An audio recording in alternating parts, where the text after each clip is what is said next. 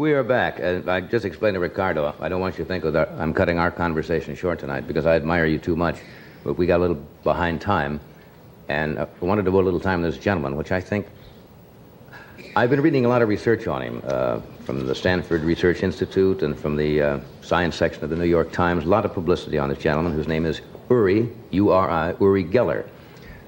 He is from Israel, and he's been the subject of a lot of study and quite a bit of controversy.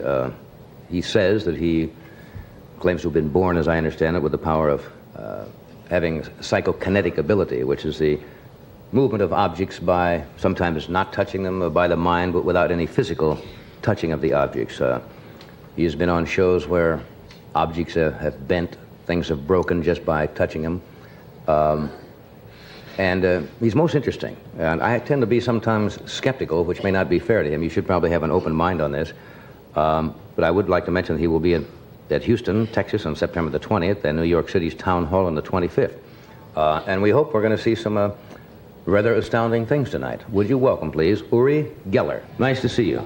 Thanks. We have only met... This scares me. This scares you? Well, this is we just got some things together here, and as I said, as you progress and do what you want to do tonight, well, you can tell us what you would like to try, and we'll leave it up to you. I'll try when I'll really feel up to it, okay? That's what I understand. I have seen you on television before, and you say that sometimes you have to be in a certain frame of mind. You sometimes will pass on a particular experiment because you honestly say, I don't feel it, or I am not getting the thought. Is that true? That's true. I really have to be in the mood to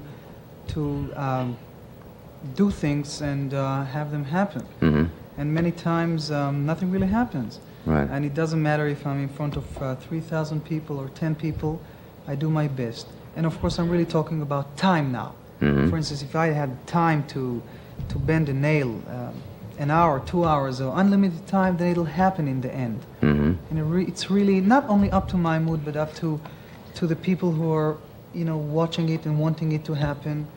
And that's it. Now, a lot of people, you run into this, I'm sure, all the time. Most people, if they don't understand something, tend to be very skeptical. Yes. It's the unknown. People always kind of fear sometimes the unknown. You say, of course, there's not any trickery involved in this. This is some kind of ability, or I think as you phrase it, a strength or power that seems to come to you or given to you? I call it sort of a power. I have no specific name for it.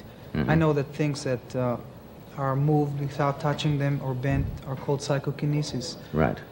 And telepathy is telepathy.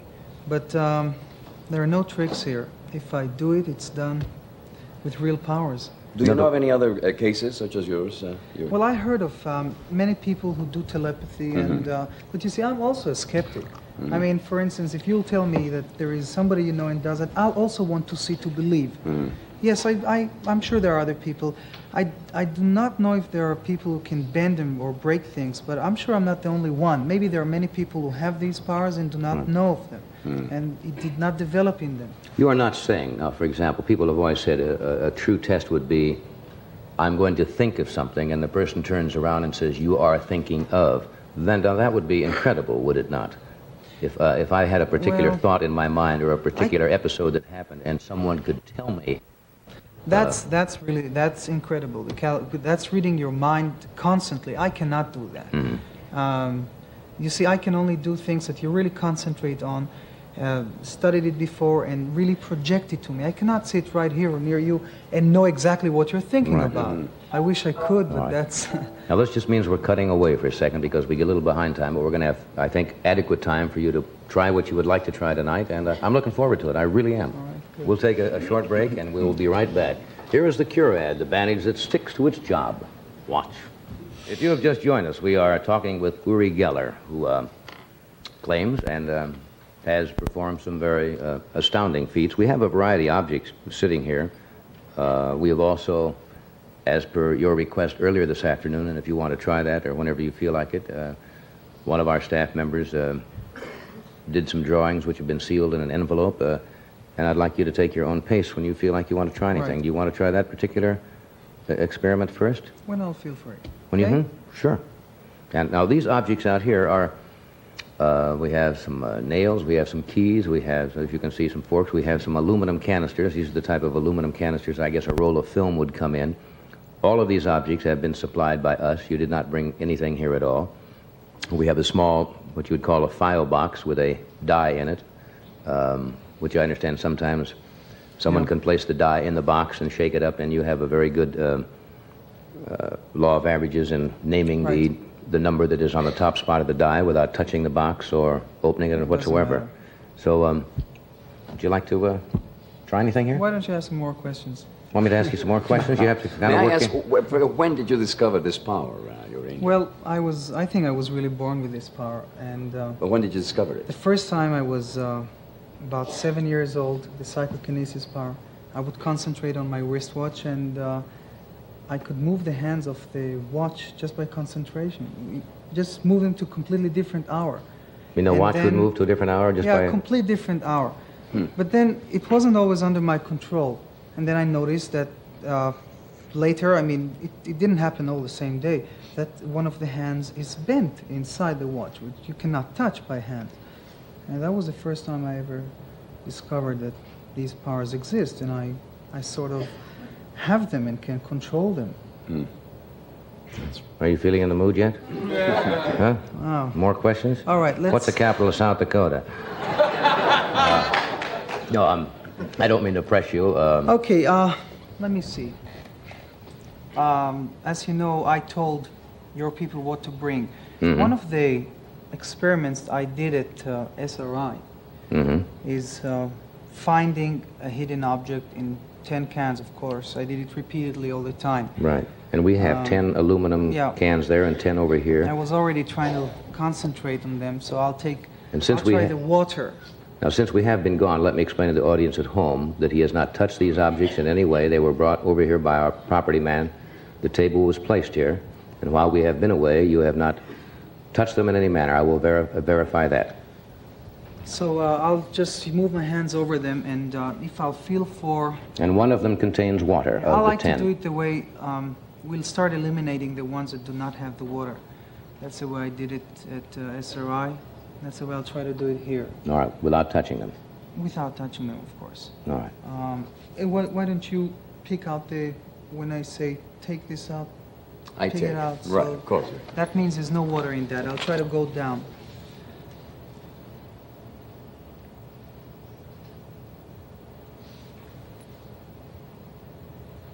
Now, what I do now is try to have a sort of a feeling where the water is.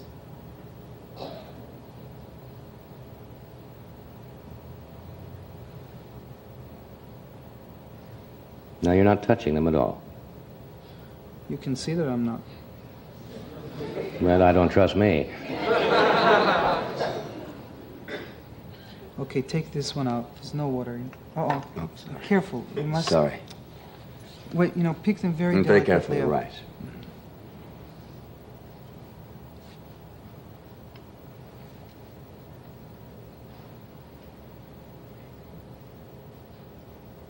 Some people call it a sort of a water roulette. But pick gently the middle one out without touching Take the anyone. middle one out. Remove that. Obviously, that is empty. Excuse me. I'm sorry, I did not mean to do that. I was trying to move over to get a better look.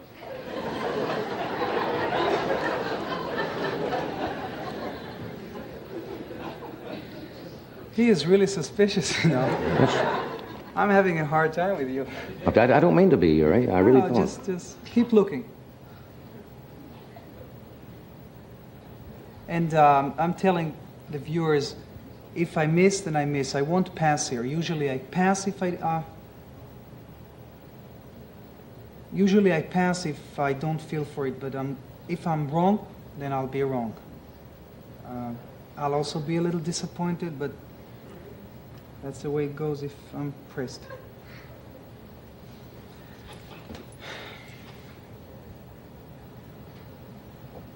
See, Johnny, what happens here, you can see that there's nothing put on here. I'm not Yes, I understand. trying to make it longer. I'm trying to feel. If there's no feeling, then I can't do it.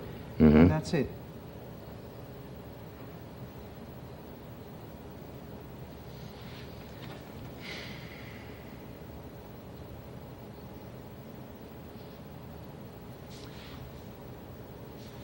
Wait.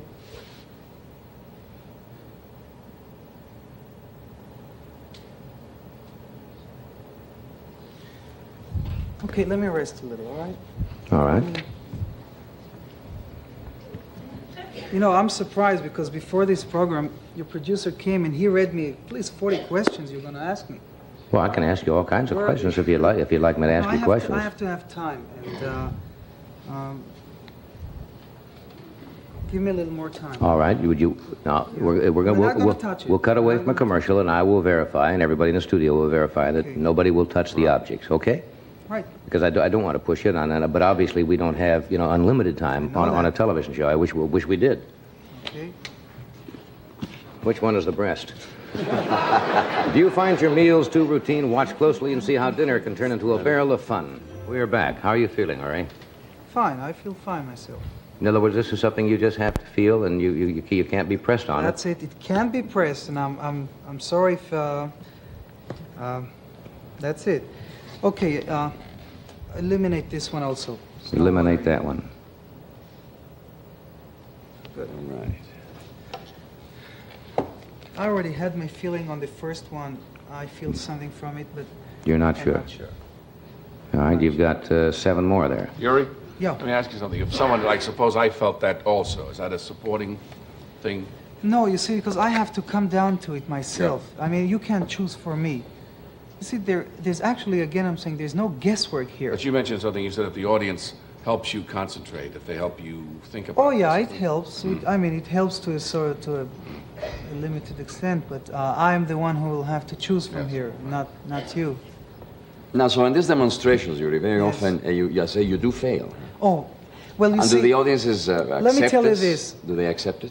Yes, you see, I don't force anybody to. First of all, I don't force anybody to come to my appearances and believe me. You see, there it is, and I'm trying to do and succeed. Usually, of course, I don't walk into an audience and they tell me, "Here, we laid down 20 cans, find it." I can't work that way. Neither at where I do the experiments. I have time. I sit down. You feel, do it. Now, in an audience, I feel much more free. I know that nothing will happen to me if it won't happen, but really to my...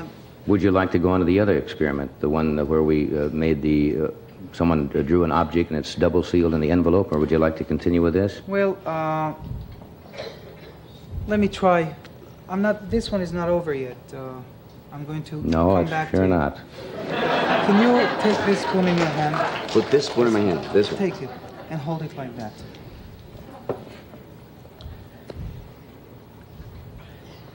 Hold it no, open it and put your other hand on it, gently, like that. Or I won't touch this. No, turn it back. Other we lift your hand, and lift your hand and put your finger here. Now, I'll put my hand over your finger. Tell me if you feel, and press it like, feel the whole, tell me if you feel anything coming from my hand. You have here something written on your hand. Yeah. Is It was that a name that I didn't remember? want to forget, yes. That I never used. I hope I won't bend this never- man, whoever he is.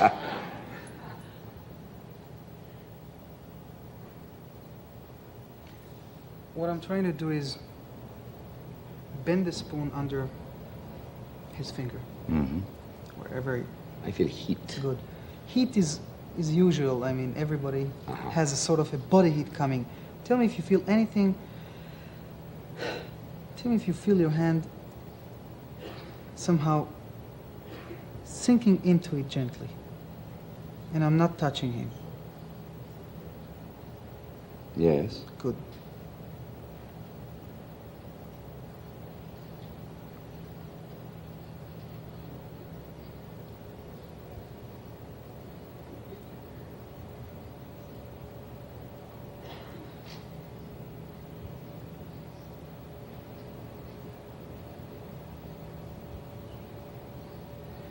Okay, gently lift. I'll hold it here. Gently lift up. You see if it's bent there. Yes. Yes, it is. It is. Yes. It's bending more. Can you see it? It is very much bent, I can say. Now where? It was very Now, straight. no, it was straight. I hope the camera can focus on this. Oh, it's. Yeah. It does look like there's a slight No, bend in it'll it. keep bending. It bends more. Usually, it bends more after it happens. And this is what if this is one of the thickest point of the spoon. Well, you can definitely see and feel it. And you felt it. Yes, I sinking did. some? Yes, I did. Okay, now of course this is not a big bend, Johnny. Before the show, one of your video man brought me a key, and I did it for him. Completely bent to, I'd say, He showed it to me, 40 yeah. degrees. But there, I'll put it here, and it'll keep going. Look, Do we have there to- I had no. Can we cut away again and still come back here? Yeah. Okay. Okay, we'll be right back after another word from one of our sponsors. All right, we are back. Your Uri was telling me you don't feel what, strong tonight? I don't Is that? feel strong. It's not all tonight. Right now, I'm feeling being pressed, and then I can't. Well, I'm I not can't trying do to my press thing. you. I really not. No, you're only telling me, well, will you try that or that or that? Well, I thought that was the idea of. No, I'm not. No, I'm not trying to put you down. I didn't mean that patronizingly at all, because I have seen you on shows, and I thought the idea was to show, if you possibly could, some of the things that you claim you can do. And I'm certainly don't want to press you. And if you don't feel like you can't do it tonight, or don't wish to try, I certainly don't want to make you feel uncomfortable. I'm not trying to be skeptical. I would love to see these things. I really would. Right. Is there anything else that appeals to you? Now, if I'm pressing again, well, for example, now you asked us before the show and this afternoon for one of our staff members to draw on a couple of cards and seal them in an envelope, which we have done. Yes. Well, let me tell you again. This didn't bend much, and right now here I'm stuck. I don't feel for it more, so I don't want to be stuck either on an envelope. I'd rather tell you that many people are skeptical about these things. They see something happening, and then they want to see it closer and closer. There have been many people running and saying that they can duplicate what I do. Well, I can only say that if I'm on stage and people see me from far, they can always say that there is some sort of a sleight of hand Sure. or trickery here. That's true. But I've been working with science quite a lot, and by doing what you see here under controlled conditions, because this is not a controlled condition. What do you mean? Well, this is not a controlled condition. What I mean is, for instance, in experiments, it's covered with bell jars, and there are cameras running, and many scientists looking at every point, although you're trying to do the same, but this is really not a controlled condition. But again, it's quite difficult for me, and I won't go on something that I don't feel strong for. All right. Well, it doesn't leave us much, does it? We do have 3 empty canisters. Yeah, we have 3 empty canisters there, and we have 7 over here, and And the bent spoon. And spoon. a spoon that's got a slight bend in it. No, I'm not trying to be It's all right. patronizing at all. I wanted this to be of great success Johnny, tonight I feel for you. very good. I feel very good. Okay, we'll take a break and we'll come right back. Well, Uri, I don't want you to feel bad about this tonight. The monologue doesn't work every night either. And maybe Thank it's... you. I don't feel bad about it. It Maybe happens to me not once, but it happens quite a lot when Yeah. I cannot perform and do things. Would you like to try it again some evening if you want to? Yeah, I mean, you guess, could. I'll be happy to extend an invitation to you. You know, Johnny, just to finish that, this was quite an important appearance for me here tonight. And really, in other places, I felt real good. And I knew I could perform things. Because maybe this was and is an important appearance for me tonight, I might be blocking myself. And I want to tell you, you know, people ask me, are you nervous before coming in and sitting here? I was very nervous tonight, really. Maybe I can say my first time that I was really nervous appearing I heard about you when I was a little kid in Israel. So Well, look, for me, it was important. We'll love to have you come back again sometime. Okay, thank you. Really. And don't be disappointed. I won't. I'm not. Okay, fine. Ricardo, thank you. Yeah, Johnny, thank Tomorrow night, Dom DeLuise, Edie Williams at 3 Degrees, and swindle expert Bob Rosevsky. Good night.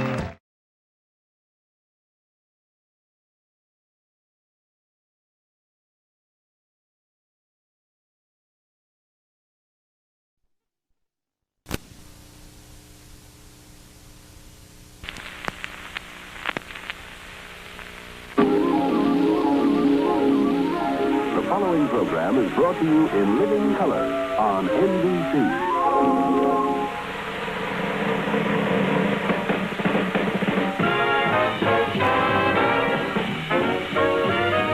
From New York, The Tonight Show, starring Johnny Carson. Johnny's guests tonight are Arlene Dahl, Henry Morgan, famed trial lawyer J.W. Ehrlich, Steve Fountain and his jazz group, Stitch Henderson and his Smoky Boys Orchestra, and me, I'm Ed McMahon. And now, here's Johnny.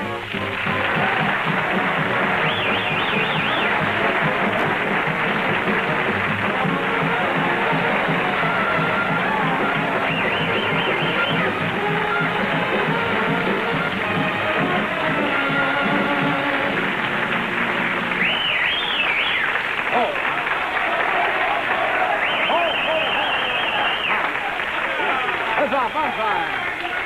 Hey, you bunch of drunks. You shouldn't really, you should not applaud that much on the opening, because you won't have any left for the commercials. And they get the biggest hand of the night. What's with this group tonight? Did you come here honestly now to see the show, or did you get lost on the way to the fair? Now, we got all the people who couldn't make it to the fair today wandered in. The Unisphere will not light up tonight. I'm Johnny Carson. Thank you, sir. No, I say that because last week I've been on the show almost a year, 7 months now. And once in a while you'll run into somebody who has not seen the show. And that happened last week. The lady has been watching the old horror movies, on late night television. And she was sitting about the second row. And I came out, I started to talk, and I could hear her. She says, "He's nice, but when does he change into a werewolf?" You know. So that's why little old lady said that. I didn't say she was a funny little old lady. I just said she was a little old lady. So, she's old and she should be kind to elderly people when they're not funny. This is National Secretary Week. How many of you knew that? Yeah. Have you done anything for Sylvia? No. I mean, lately? No, because that's Skitch's secretary. Right. But this is National Secretary Week, and I've got I have probably got the best secretary in the world. Takes dictation, beautifully, writes all my letters. And if because sometimes you come in, you have a bad day and you feel all tied up in knots. And my secretary, rubs the back of my neck and massages my temples. And, I don't know what I'd do without Herman. He's really... you see?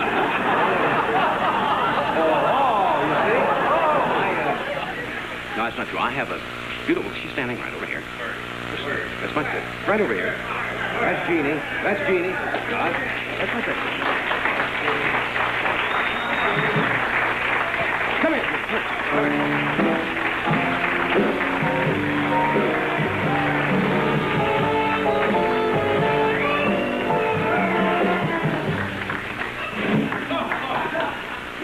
A loyal youngster?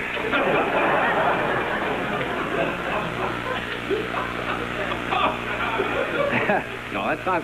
No, for real. That's Jeannie Pryor. And she's taller. She's taller than average.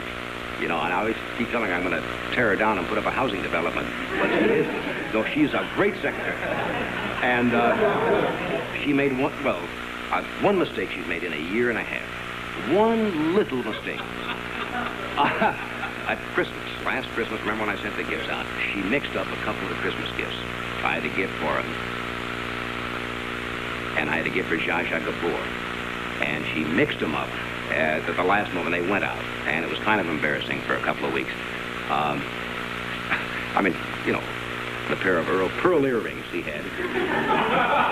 And I got him just in time. He was just having his ears pierced.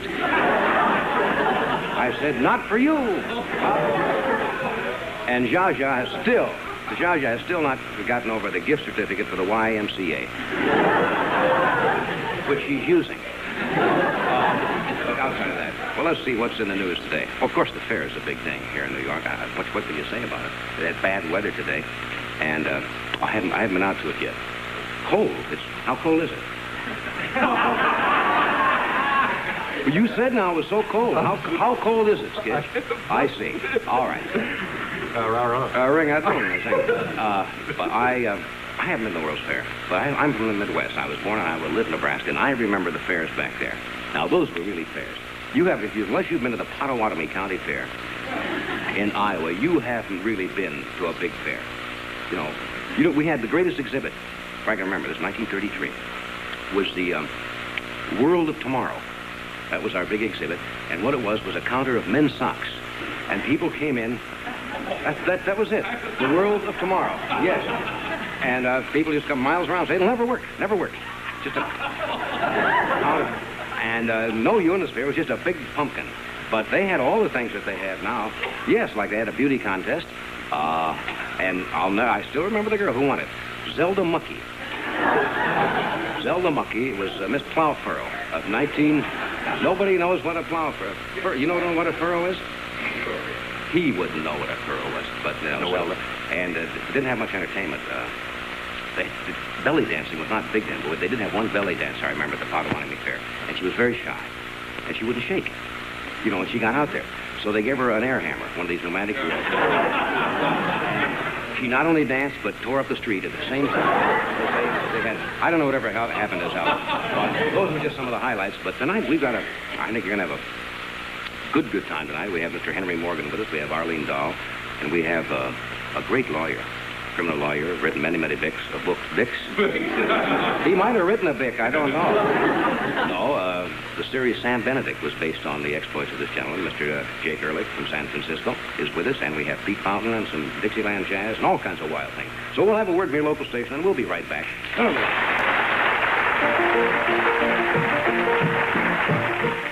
What? All right. Music time, friends. I see by the old clock on the wall. They always say that. Hey, fella? What is it? What's up? You ready to go? What are we going to have tonight? Oh, we're going to have something reserved for 5. Is that the name of it? Yes. Newt? It's reserved for the saxophone section headed by Mr. Schertzer. Wonderful group. Wonderful group. And Mr. Klink and Mr. Newsom exchanged pleasantries and improvisation. On the show they do that? do. I see. All right. Okay. How is this in 3? Who knows?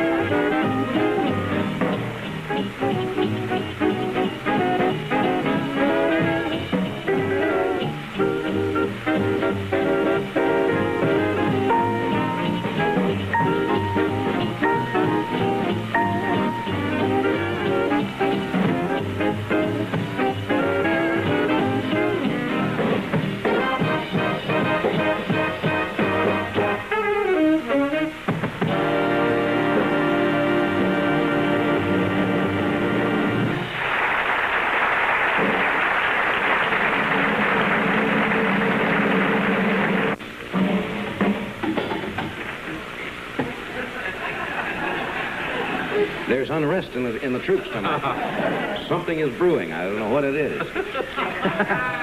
You plugged in the still again. Oh, it's the first day of the world. I had a telegram here just before the show. Somebody sent it in. It says, in the audience tonight will be 6 top 4-H members from Illinois, Indiana, Kansas, Oregon, Texas, and Vermont. And they are in New York as part of the annual 4-H report to the nation, and they have a small gift for you. Wasn't that nice? Where are the young ladies and gentlemen? You got a spokesman for the group up there? Come on, that spokesman? Hey, there's a spokeswoman.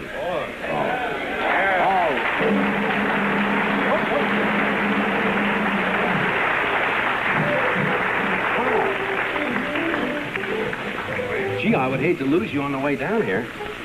That's tricky coming down those stairs. You are Claudia Truex, is that right? Right. You're from Indiana, huh? Yes, sir. How long you in New York for? We arrived yesterday and we'll be here till Saturday. You having fun?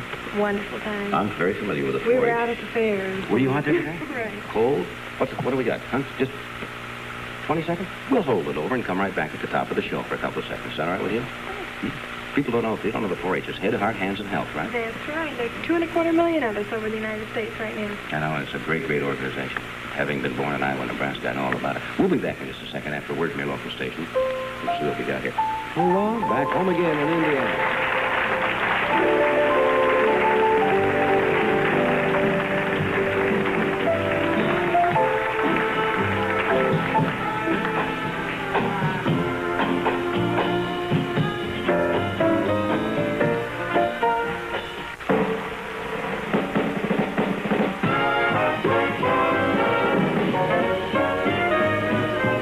From New York, The Tonight Show, starring Johnny Carson. Johnny's guests tonight are Arlene Dahl, Henry Morgan, famed trial lawyer J.W. Ehrlich, Pete Fountain and his jazz group, Skitch Henderson with the NBC Orchestra, and me, I'm Ed McMahon. And now, here's Johnny.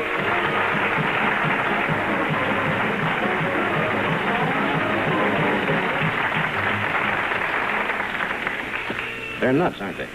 Absolutely nuts. The young lady sitting on my right is Claudia Truex. She's from Indiana, and she's with a young group of people back here for the National 4-H convention, or just a trip, or No, what? it's our report to the nation where we're trying to spread our story across the country. I understand you were in Washington, or are you going to Washington? We've been to Washington. We were received yesterday in the White House by Mrs. Johnson. Must have been quite a thrill. Oh, wonderful experience. I'll bet it is. And you brought me a little something. I don't know what it is yet.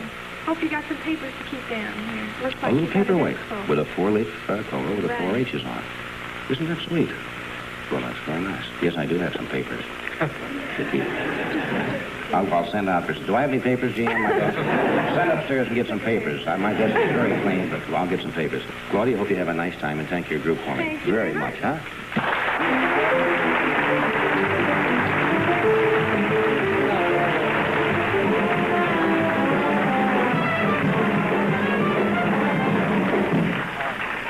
Thank you, Claudia, baby. Now, the number here in... Why, you have a nice guest on like that, and you've got to play a playoff like that, like a nightclub, you know. Little. Oh, Oh, a little Indiana. welcome back to whatever we're doing here tonight. It's a good group tonight. Yes. It's not often you see an audience bring in their own maypole, you know, when they come to the show. All right. I started this last night, but what did we do last night? We ran out of time. That's what happened. We get a lot of new products. People send us things, you know, that they've invented or they're promoting. And some of them have some worth, and some of them are just new products. Well, I'd like to show you some of these new products tonight. Where's the doormat we had the other night? That's gone? We showed that last night, didn't we? That's now an old product.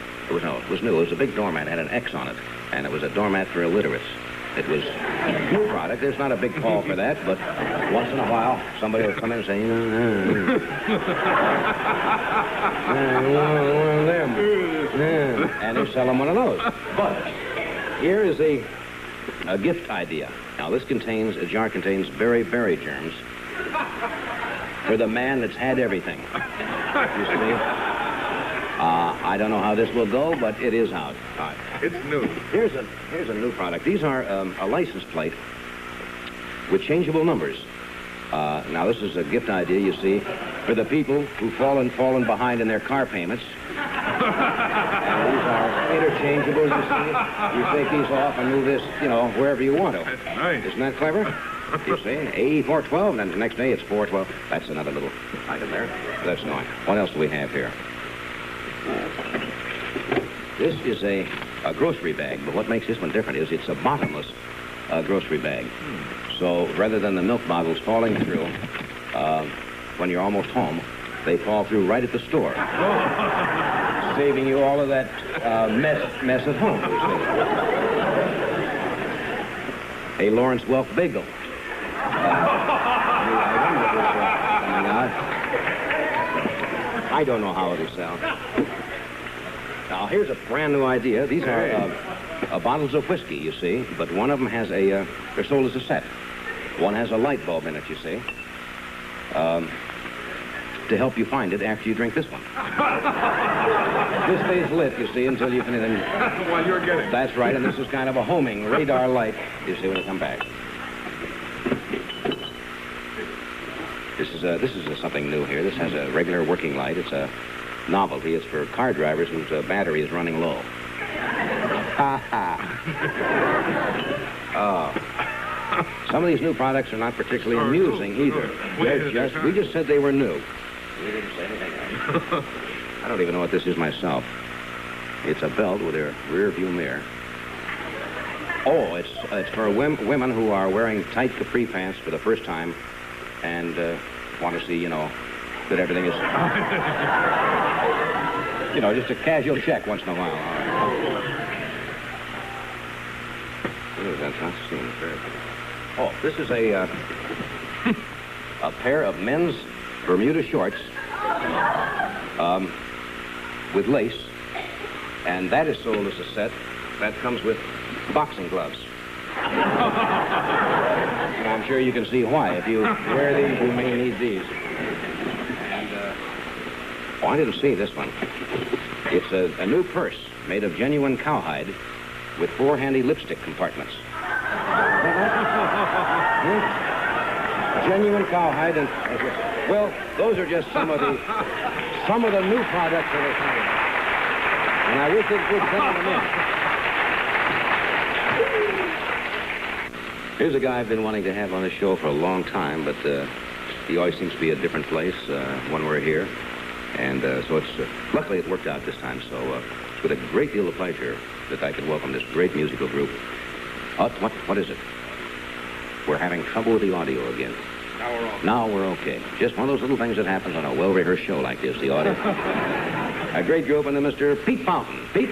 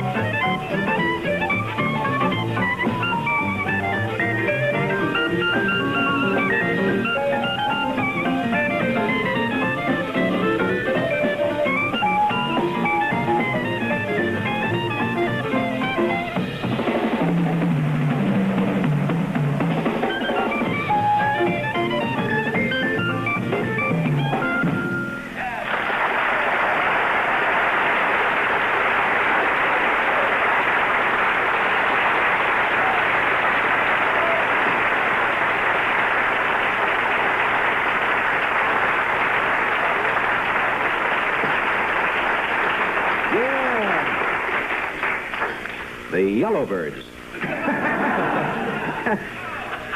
You gotta have color to see these jackets, huh? Oh, Well, what do we look? We look so drab. next to that we do. That's Yeah. perfect. What they're selling. That was Pete Pound along with Jack Sperling and Godfrey Hurst and Stanley Reichman and Oliver Felix, and they will be back later, and we'll do a It's been an Avalon. whole big thing. Just a great song. Great group. They have a recording? Really? I shouldn't see the cover on this. Is that too much? South Rampart Street Parade.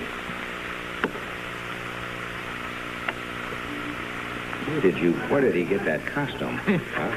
And Pete Pound's New Orleans has been. I will show you these later. But this is great. Dogtown Struthers, South Rampart, Washington and Lee, Farewell, Over the Waves. Gee, I could listen to that stuff all night long. If you're that kind of a fan, we could go for 2 hours of that. Speaking of stunning looking girls, notice the segue? What a tie-in. Here is a beautiful. She's been on the show 3 or 4 times, I think. Great motion picture career, and in her spare time, she's an authoress and she's a beauty consultant. And would you welcome, please? Are you all ready, gentlemen? Miss Arlene Dahl. Good boy.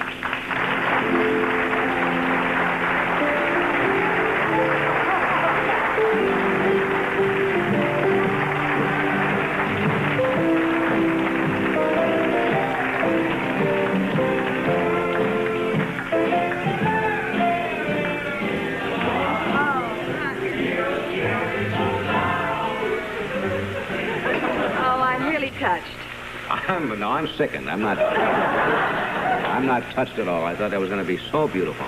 And the fellow's been practicing for, 20, 30 seconds. Who thought of that wonderful song? Our producer. Pitch, did you? I thought of that. Did you really? Yes, but I didn't know it was going to come out like that, or I wouldn't have thought of it at all. Did you have any singers in that group? Yes, Doc sings beautifully. Doc sings...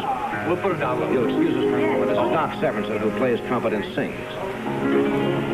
Oh, you beautiful God, you great beautiful God.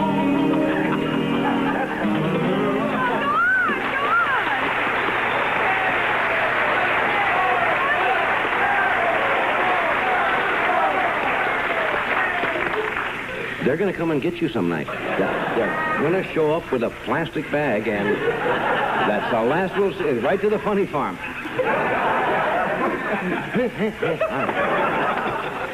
What are you doing up there? He really has a quality. He has a quality, though. Yes, he does. He really has a quality. I've never heard anything like it before. Well, Doc's from out in Oregon?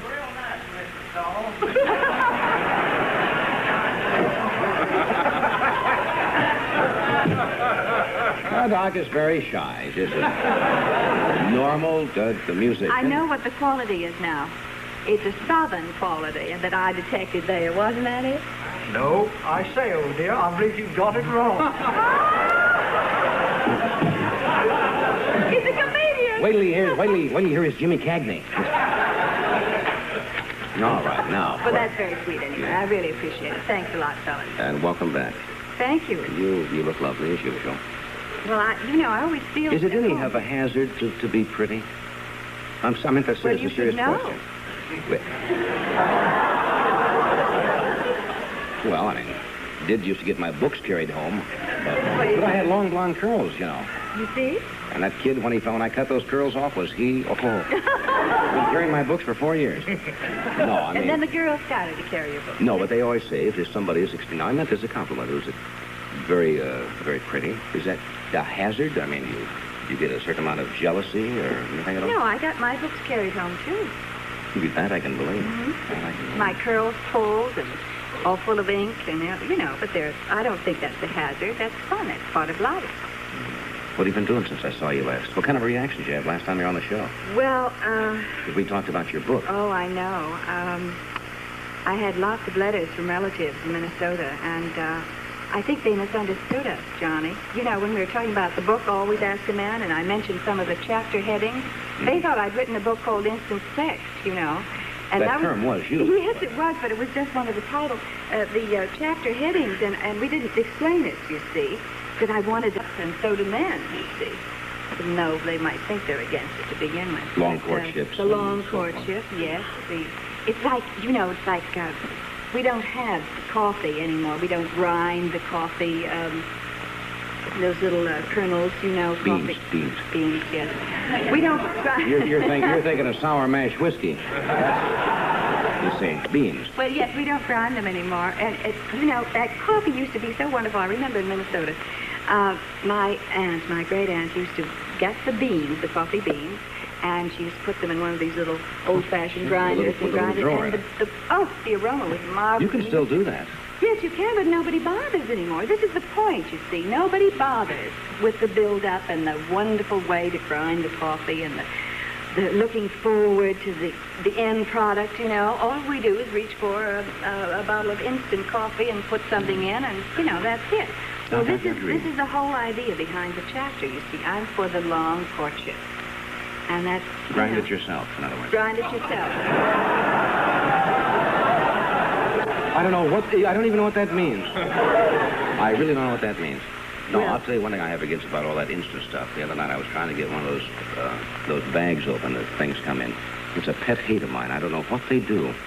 The frozen stuff, and it comes in one of those plastic or... Yes. And they sear it together. You ever try to get one of those things open? Yes. You can't get them open.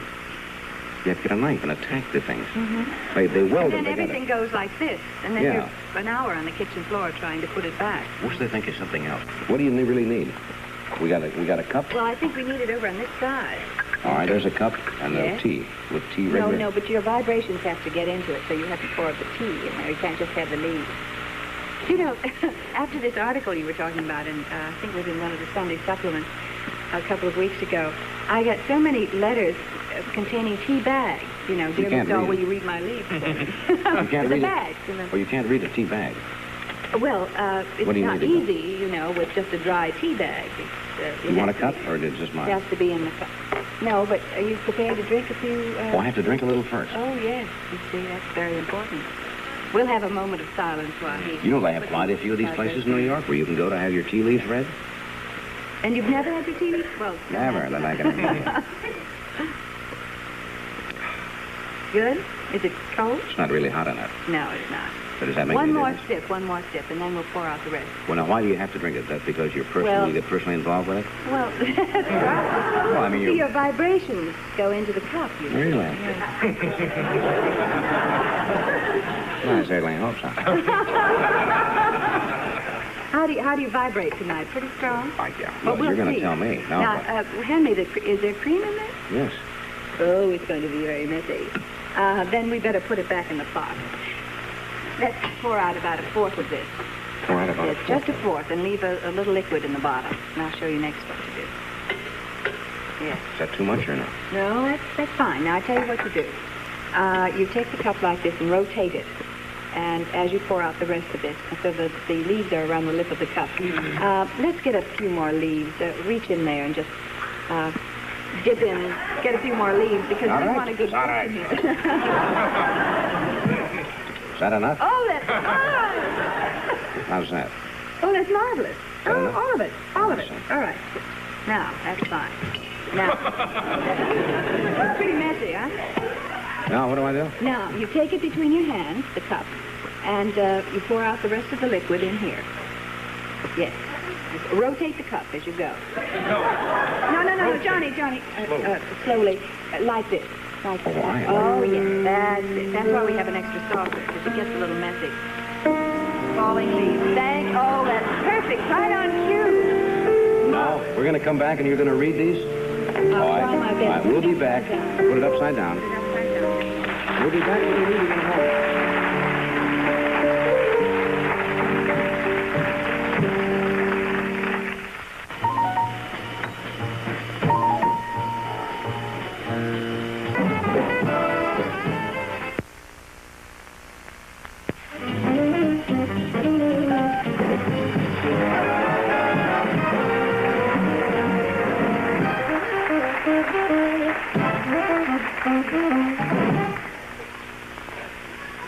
Pure discipline. What was that? Now, Are you ready? Arlene says she's never read tea leaves with a music in between. With a musical background, it's Does wonderful. this change Yes. the reading at all? I don't know. We'll have a very musical fortune here. Now, for those of you who just joined us, I No. drank some tea, I moved this around, rotated, poured out the excess water, and turned the cup upside down. Now you make a wish. I make a wish.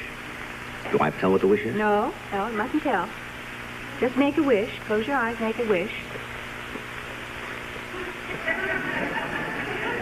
Just one, Johnny. Just one wish. I know, but it's so good, I don't... All right, I've made a wish. Now, thinking about the wish, turn the cup around 3 times clockwise. 1, 2. Thinking about your wish? Yes. All right.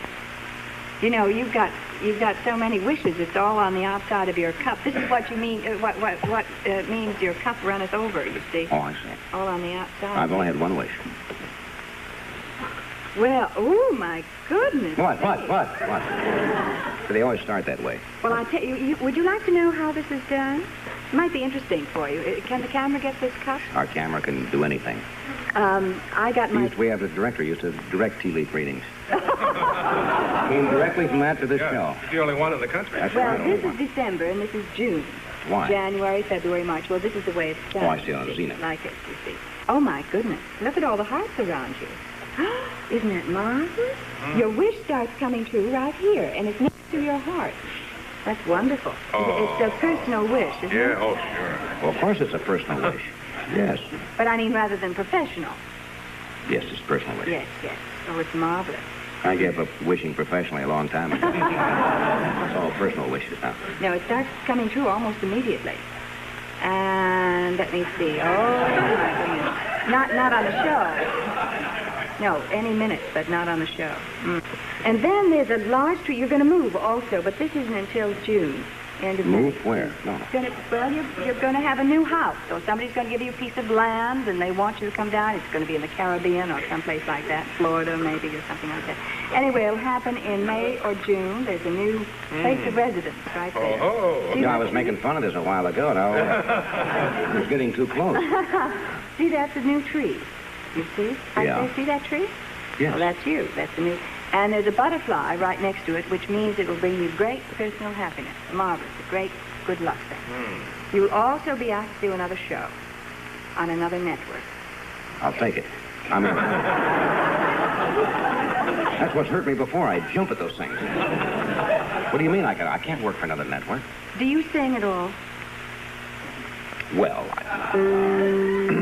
no, we've been kidding about it. I'm going to sing some night on the show, so... Oh, good. Marvelous, because it'll be a great success.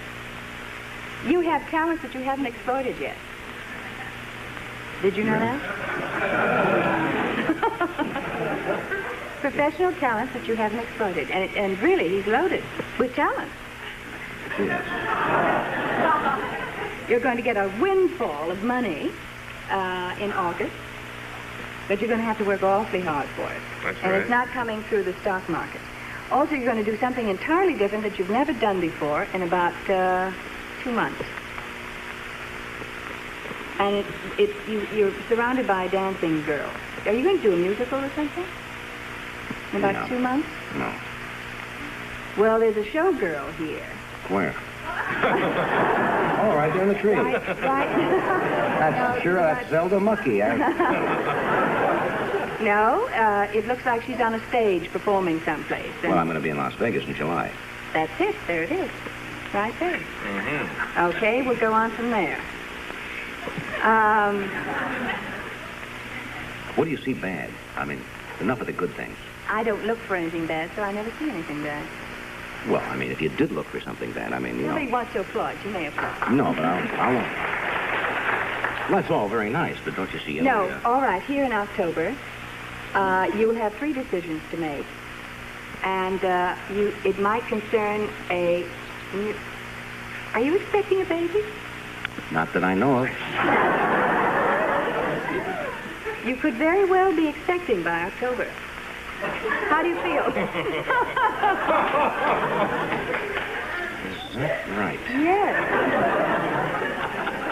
I think you got hold of some bad leaves there. No births are imminent. Well, you better check with your wife tonight, just the same, okay? Now, in January, a whole new turn of events is going to happen. You're going to have 2 homes.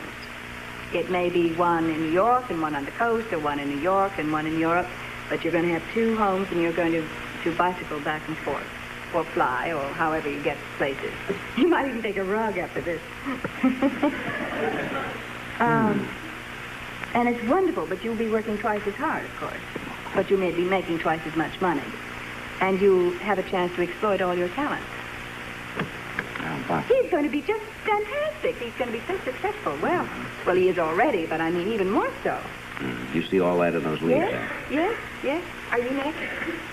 You have to use the same leaves? No. Why not? It was a good reading. Why don't you? It wasn't bad. I'll take it. Put my reading on his tab.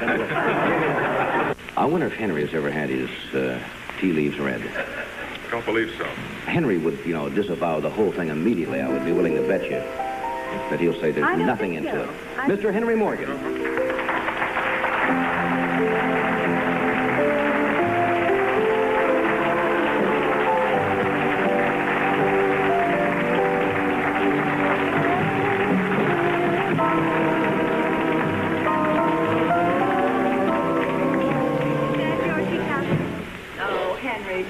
Did you do what That's you were... for me. Did you do what you're supposed to do? Yeah, I rotated and I drained and I poured off a quarter and I added a little sugar and I took out the cream and I dribbled around and I smudged October, unfortunately. But the rest of the year is all in there, and I'm glad to hear about what's going to be with you. This sounds like a great year for me. By the way, I don't even use a cup.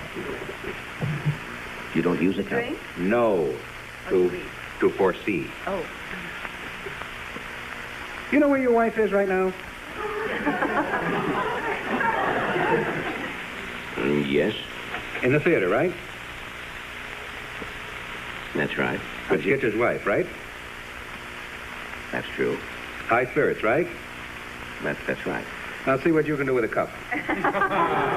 Did you tell him? No, nobody told me. That's pretty good. You just, the waves... I read fruitcakes.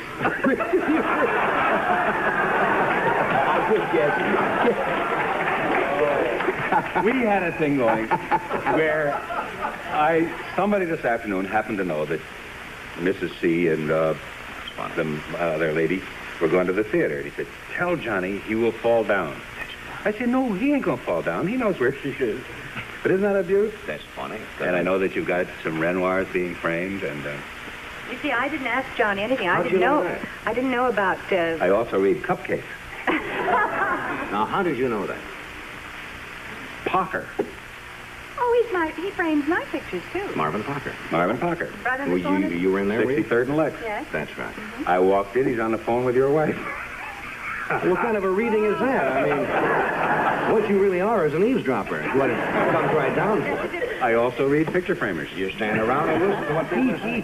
Yes. Funny, I couldn't have a life of me. If I'd spent another half hour there, I could have everybody in jail. You could have had me there, that's good. This really, I did that, Arlene. Did you really? Yeah, I did all the stuff. What's going to be? Will I make it till tomorrow? Yes, but you're scattering your forces. Did you notice that? Yeah. Yeah. I'd concentrate more if I were you, Henry. Yes, on what I you would. really want. Here's a bull right here. A what? A bull. Oh, well, that's Aries. That's my birthday. No, that's Taurus, the bull. Well, which bull is that? That's the Taurus bull right there. And That's right. I'm born under this bull. Oh, well, then you're not Aries. You're Taurus. You got hold of a bad bull. Did you check this bull carefully? When is your birthday? Aries is the ram, right? Yes. That's what's the matter. That's a ram. No. That's a ram arranged to look like a bull. No, and there's a scorpion right next to it. Yes. Is that your wife? Or your mother? I don't have what you might call a wife, exactly. You don't? No, I have an obligation. Well, when is your obligation's birthday? Well, I ain't seen this obligation in so many years, I don't know if she has birthdays anymore.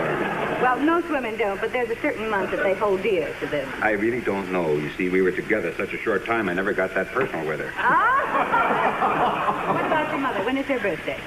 Feb. Oh, Aquarius. Is Or that the so? end. I don't know. Oh. See, I always think that this stuff is more or less sort of on the sketchy area where it might turn out to be nonsense, you know? And so I hadn't followed it too closely. April 14th or something around there? Who is that, dear? You. No, March. March, the end of March. Yes. Yes, has to be if it's... Yes, if it's Aries. Yes, it's Aries. Don't ever get your sign mixed up. That's very dangerous. I know. I've had a lot of trouble with that. Yeah. No, but there definitely is a bull there. And Oh, there's a lot of bull in me. No, but you're going to be associated with this bull in a partnership that has to do with writing. A writing partner? Yes. Say. It has something to do with the spoken word. Yes, I'm in that racket. And the written word. And the there's written also word. going to be a Scorpio associated with you.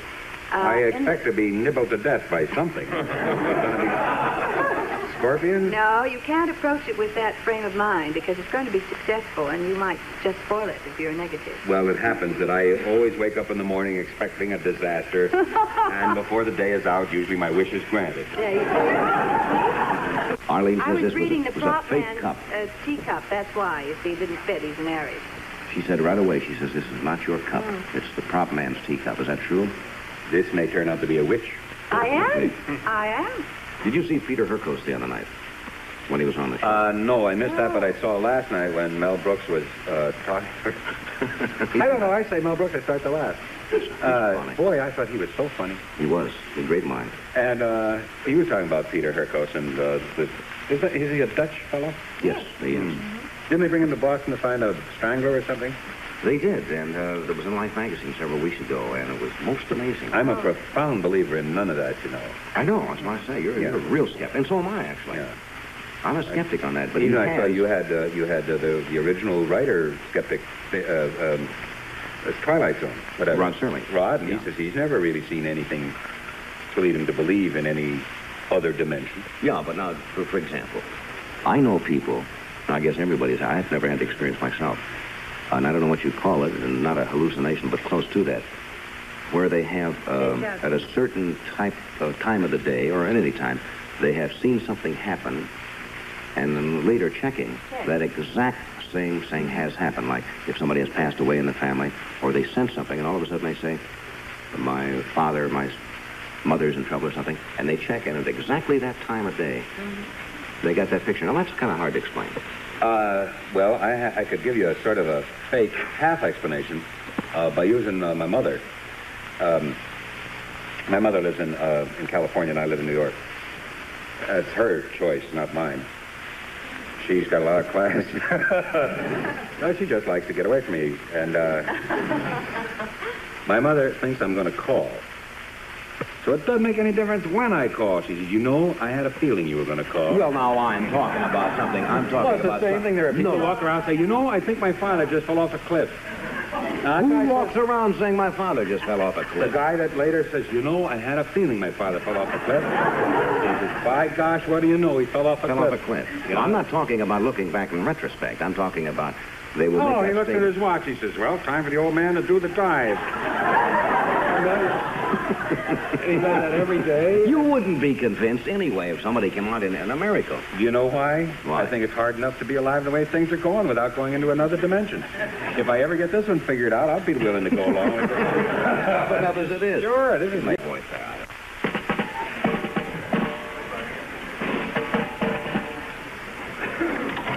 All right, men. What happens here? How are we going to kick this whole thing off? You going to lead off? All right. Peter, you ready? Groups? All right. Go.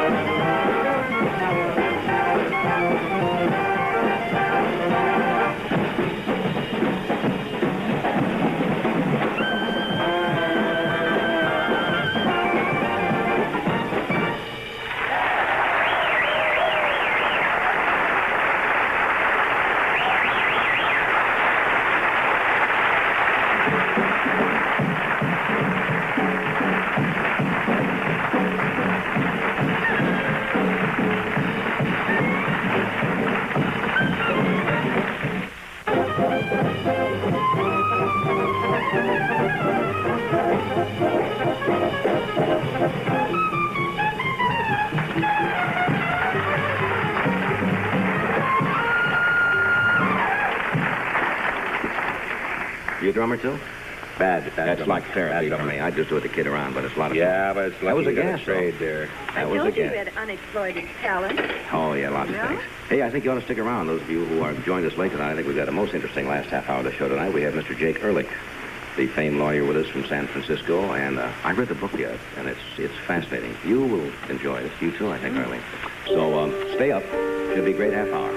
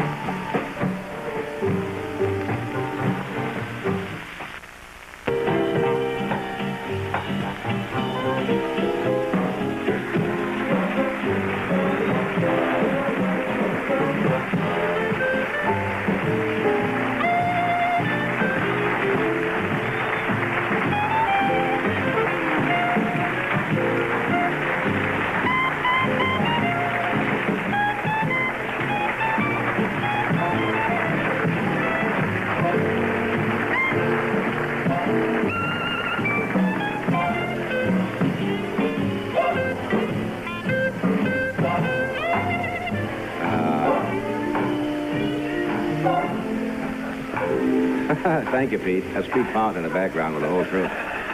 We're going to try to squeeze in another number before we get out of here, maybe late in the show tonight. My next guest is one of the country's most famous and dynamic trial lawyers. In fact, he has a distinguished legal career, and those of you who are familiar with the television show that was on for some seasons, Sam Benedict, was based on a good part on his career. He's written a new book called A Reasonable Doubt, in which he states his definite opinions, speaks out rather boldly and provocatively on a whole number of subjects, from the narcotics addict to censorship to the Fifth Amendment to divorce and etc. He's an extremely interesting man. Would you welcome, please, Mr. Jake Ehrlich?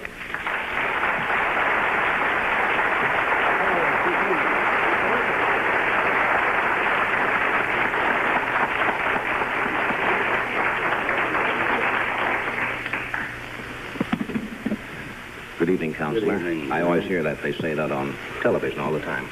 Not on the Counselor. Sam Benedict show, they don't. They don't say that. Why do they always say it in those other series? Counselor all the time. Well, Lawyers talk to each other that way? No. You ought to hear lawyers talk to each other. This is a most fascinating book. As I mentioned to you briefly in a little time we had to say hello before the program, I get probably 30 or 40 books a month from people who appear on the show, and most of them you don't have a chance to really look through. You look some of the highlights. And I sit up the last 2 nights with this book and called A Reasonable Doubt and got so fascinated. I guess the lay people who don't know much about the workings of the law, this is all fascinating. I'm glad what you like it, what John. you do. Most interesting. One statement you had in here, it says when you are defending somebody, you say the first thing that you tell them is never plead guilty. Never plead guilty. Every man's entitled to a trial. He's presumed to be innocent until the contrary is proved to a moral certainty beyond a reasonable doubt. And that's his right under the law, and he ought to avail himself of that right. So never plead guilty. Let me ask you a question. Mm-hmm. What is your name? What is your name? I refuse to answer. No. My name is Johnny Carson. How do you know that to be your name? Well, it's on a birth certificate, legally recorded. That's hearsay. That's hearsay? Of course. Well, I mean, if it's legally recorded? That's still hearsay. Suppose you were born, and I must assume that you were born because you're here tonight with us. There's a certificate made out not by you, certificate made out by somebody else, that a boy child was born to Mr. and Mrs. Carson, and that he was named Johnny. Mm-hmm. That doesn't mean that you know that to be the fact. That means you have read that to be the fact. Okay? Yeah, I see what you mean. In other words, I only have to go by what is recorded. You're pleading guilty to something that you don't know of your own knowledge. In other words, I should have said, if somebody asked me who I am, I say I plead not guilty, right off. It doesn't go quite that far. Not that plead far. not guilty. I see what you mean. That is hearsay. I'm only accepting what somebody has What said. somebody else has said. But that would be legal. I mean, if you come in with a birth certificate, that proves you're more. Well, birth certificates are legal until they're attacked and proved to be invalid. That has happened, too. I get such a kick out, I think, about the second chapter of the book on new lawyers who start when they are trying to question a client and the things that they learn in court by not over-questioning or going too far. There are a couple of... Give a couple of That's very dangerous. That's very dangerous. The apocryphal story is about the defense lawyer who's defending a fellow for driving while drunk. And the officer took the stand, and the district attorney asked him a question, and he said, yes, the defendant was drunk. All right. Your witness, he says to the defense. The defense says, how long have you been in the police department? He says, 1 year. Well, then he should have stopped right there. But he says, well, just a police officer for 1 year? Does that give you the authority and the learning and the experience to say that my client was drunk from what you observed? He says, oh, no. Well, then what was your reason? Oh, bartending for 18 years. In other words, quit when you're ahead. Quit when you're ahead. Quit when you get a no answer or a yes answer, the case may be. You lose cases. Yeah, all lawyers lose cases. Sure. Well, when you're defending somebody, say in a criminal action, say it's a capital case,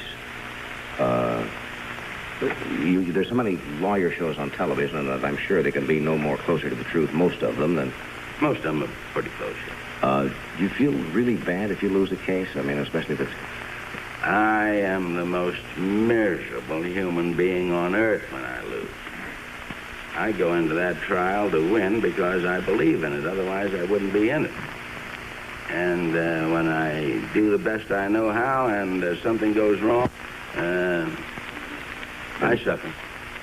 But you've got to put yourself in your client's shoes, you know. What about the lie detector? We were talking about this device one night. No, the lie detector is hokum and it's bunk. It's like threatening somebody with a bullwhip. They say to a man, will you take a lie detector test? Now, you can't use the results of a lie detector test in the courtroom. The lie detector depends on a piece of machinery, depends on the person asking the questions. It depends on the physical condition of the person of whom the questions are asked. And it depends also on whether the connections between the machine and the person are put in the proper place. It really takes a tremendously trained person to handle all this, doesn't it? But there are none. There are none. There was a case in the newspaper the other day where some little girl had gone in for a secretarial job in Washington, the government, and they strapped a lie detector on her, and then some guy who'd been with the department for, 2 weeks with this machine was asking her all kinds of personal questions and so on. Certainly, but what they use it for, it's an instrument of fear. They say, now, if you're not guilty of this, well, why don't you take the lie detector test? In other words, indirectly making you testify against yourself.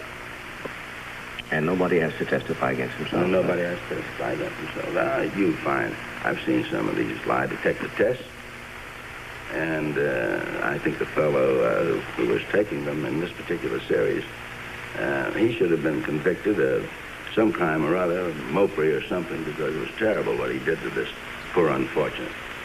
How do we do away with things like that? Well, we don't accept them in the law. We don't have anything to do with them. And yet still people are kind of coerced into... They're coerced into it because they feel if they say that, well, I won't take it, why, that indicates that something wrong. And it's a very bad thing. But is there any way possibly that you can by law, get rid of people using lie detectors? There's no law for it and no law against it. But you would advise... If anyone asked me to take a lie detector test, as we use that term commonly, nothing doing. In other words, would you advise the average person not to take a lie detector test? I would advise everybody not to take it. It's of no value in the courtroom. It can't do you any good. Why take something that you've got a 100% chance of losing? It can't do you any good and you can't win. Let's talk about the Fifth Amendment a little bit, because this is a term that has been bandied around very much in the last few years, because I guess a great deal of congressional investigating committees, and where people have said, I refuse to answer. It's almost become a gag now. But... And he is now going to investigate some particular subject that he has chosen. Well, let's just take the entertainment business. Oh, the entertainment business. Yes, there's been something going on about that. And he decides to sit up, and they put the cameras up around the room, and they call John Doe in. Now, in the first place, the mere fact that they call John Doe, the people say, why John Doe? Why not Richard Rose? You see? They can't walk you into a courtroom that way, but they can bring you before the committee. In other words, in a court of law, they would have to have some reasonable file an indictment reason. or arrest you in the commission of an act, or file an information or complaint. But a Senate committee can actually just say, I subpoena so-and-so, and you must come in and answer questions. You come on in. All right. And if you don't come in, the United States Marshal will go and get you. Now they now bring you in. And they say, now, Mr. John Doe, how long have you been connected with the entertainment world? Well, I've been in 30 years. Well, did you know that there is such a thing as overcharging for tickets? Oh, yes. And did you go along with that? Well, what could I do? I couldn't do anything about it. Well, you're in theatrical business. You got a theater, too, haven't you? Yes. You're in the theatrical business. You got a theater. You know that they're overcharging. You know that they're robbing the people. And you say you can't do anything about it. Tell me why, Mr. John Doe. Why can't you do anything about it? Now, John Doe has now been held up to ridicule before the people who are watching the cameras. And John Doe hasn't done a thing. John Doe merely is a hard-working man. He owns this little theater, and he is now put in the light of a man who's conspiring in some way or other to overcharge people for admission to his theater. Well, now, if John Doe says, gentlemen, I refuse to testify. then the senator will say, you refuse to testify for what reason, on what ground? Now, John Doe's there all by himself. There's nobody there to help him. Well, he says, I guess I just don't want to get into this. Well, that's no reason. And suddenly the American John Doe thinks of, take 5. Is it on the Fifth Amendment? Well, now, wait a minute. How can you refuse to testify because the Fifth Amendment, you've got nothing to worry about, have you, John? No. Well, then why don't you testify? Well, I'm not going to testify. Now, John may not want to say that one of the men selling tickets overpriced in violation of that particular ordinance might be a friend of his, might be a relative of his. So now John Doe has committed no crime, has done nothing that he ought not to do, violated no law, doesn't want to hurt Sam Stibbins or whoever it is. Now John Doe is now cited into court to show cause why he shouldn't be held in contempt of the committee for using the Fifth Amendment. And there, some time ago, was a book put out by a United States Senator. Most all of the book had to do with the committee hearings, a rehash. Mm-hmm. And there was only one chapter in the book was worth considering. And that was where he said that too many people were availing themselves of the right under the Fifth Amendment. Well, if the Fifth Amendment is not good law, if we are to be called criminals because we use it, well, then let's take it out of the Constitution. Let's get rid of it. Now, you will recall history, or the reading of history, rather, that we had some difficulties with Great Britain about Star Chamber proceedings where they brought you in, sat you down, and gave you a rough time to make you testify. That's why we put that in there. In other words, the Fifth Amendment was set up to keep people from testifying against themselves. In other words, no person can be allowed to testify against himself. Now, is that a good amendment? Well, certainly it's good. But why has this slur been attached to it? Because of the way it is applied, Johnny. I am now the senator from Chocomo. And I have ambitions. Now, there's no way that I can get on these machines quicker, except on the Johnny Carson show, but no way quicker than by organizing a committee and investigating something of some general interest. They investigated crime, all the crime in the world. Johnny, how many cases were prosecuted in the court of law? None that I know of.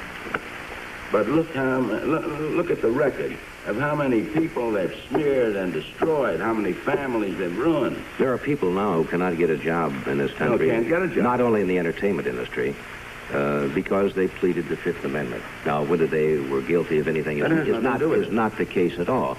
But suppose someone many years ago, when there were a lot of popular organizations that nobody knew what they were, and people seem to forget that during the war, we were an ally of Russia, and many people, it could have been possible for me or anybody to join some organization, Friends of so-and-so, on the surface, a well-meaning cause. And so you joined it, maybe you went to a meeting, maybe you didn't, but you just maybe signed up for it, you were on a letterhead. Now you were called in, as you say, in front of a committee, and he says, did you attend a meeting of so-and-so in 1938? All right, if he says, yes, I did. He says, who else was in attendance? Right. Now, I don't know what I would do in that position, but I certainly don't think you would want to turn around and enumerate 10 people that you know who were there. Johnny, so you say, I refuse to testify on the grounds, and you're dead anyway. If you said that there was just one other person. Now, there's Henry Morgan, say, for example. Henry Morgan. Then there's a conspiracy between Johnny Carson and Henry Morgan to violate this law. Now, you may have been in this meeting, never even discussed it. You may have been talking about girls or something beautiful or anything you choose, nothing about this matter. But now the moment that you say, yes, I was there, who else was there? Henry Morgan was there. I wish you'd use somebody else. I really do. Well, you were there. As a matter of fact, Mr. Ehrlich, I lived through this. Well, Barely lived through it. It's a very bad situation. You're now guilty of a conspiracy. Now, if you say... You didn't have to join anything, you know. Nothing. If you just went to a dinner, which happened to me, somebody would say, are you for middle-income housing, we'll say. And that was pretty close to what it was. I said, yeah, I guess so. They said, would you come to a dinner, the thing? 10 years later, some brilliant man comes around and says, oh, you went to a dinner for the thing for the income of the housing. I said, yup, and I do it again, you see. Well, there was a communist organization sponsoring that. I said, well, why didn't you tell me 10 years ago? No, now I know that too, now, but when you tried to do good, you could get killed. I was for the housing. I didn't know who was... Well, this is exactly thing, why you know? this Fifth Amendment has become muddled, and because if somebody takes it, you are guilty because you take it. Sure. He's a Fifth Amendment, they say, and that's it, and it kills you. Well, as Mr. Ehrlich said in the beginning, it's the fact that they call you in. Why are you there? Now you're in trouble. Why are you there? That's all. Now, you know, when they had this, I want to say ridiculous hearing, and I'll call it that, down in Washington about television ratings. Oh, yes. They asked me to go down. Now, I said, what would happen if I would refuse to go? I said, they said, well, they would issue a subpoena. That's right. So I went down to Washington. I talked about it on the show. For this, they were investigating television ratings. Now, nothing has ever come of that. People have been familiar with television ratings ever since radio has existed. I don't know what they think they were going to do about it. They exist. And we went through a whole lot of stuff. He says, did you ever lose shows because of a television rating? And the naivete of the question, I said, yeah. Did you know other people lost them? I said, yes, Senator, I did. And they went on and on and on. And when it was all over, nothing ever happened about it. No, but if you don't except go... that they got some publicity. They got publicity. It was on television. And then there's another thing you should remember hereafter, Johnny. Never volunteer to go. You want me, you subpoena me.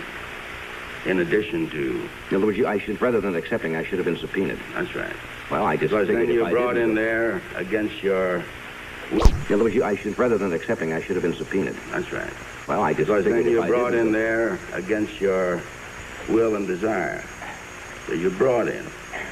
So you're not voluntarily going in there. And then when you're brought in, you may exercise such rights as you have under the law. I wouldn't do that.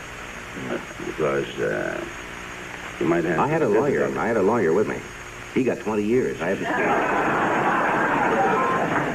So, in other words, you believe if the Fifth Amendment is not a good law or it's not serving a purpose, then we should get rid of the law. The people should write to their legislators and say, let us get rid of the Fifth Amendment. Well, but if you do that, then aren't you right back where you started again? Then you go in front of a committee and you must answer. No, but I said that in connection with enforcing the law. If the Fifth Amendment is the law, then you should have the right to use your right under that. Without being condemned because you avail yourself of that right.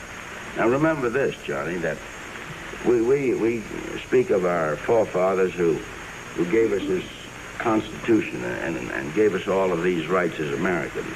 Well, our forefathers didn't do anything of the kind. The men who wrote, and I'm referring to the men who wrote the Constitution. The men who wrote the Constitution wrote a beautiful, lasting document. But the people said, we will not accept this Constitution unless and until you guarantee to us these rights. Don't force us to testify against ourselves. Give us a lawyer when we go to court. Supreme Court of the United States has just discovered that lately. It's been there for many years. Give us a right to trial by jury. Don't take our property away from us without taking care of the cost of it, without going to court. Don't destroy our right to freedom of speech. Don't destroy our right to freedom of thought. Don't destroy our right to freedom of religion. It was the common man. These people sitting here, all of us, in those historic days, who insisted on these rights. Now, we fought for them. We've fought wars since then in the name of these rights. Now, if you're going to condemn us for using them, then let's get rid of them. Let's go right back to where we started before the American Revolution and say, well, shucks, let's throw the whole thing out. This whole thing hasn't worked. One note you had in the book there, which is interesting, because a lot of people say this when you say the Fifth Amendment. They say, well, it has protected a lot of gangsters, you know, or criminals. Probably true, but the point you made, it has also protected a lot of innocent people. It has protected the innocent. Now, the basic philosophy of our jurisprudence, Johnny, is that you may let 1,000 guilty men go, but don't convict one innocent man. We only have about 40 seconds to say goodnight. I wish we had another couple of hours. It's been that fascinating. And I hope whenever you feel like you want to come back and spend some time, Mr. Ehrlich, I would be delighted to have you. You're very gracious. You just mentioned...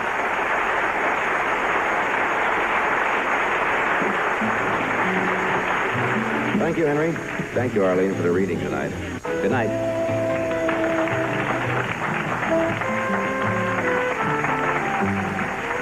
This program was recorded earlier this evening.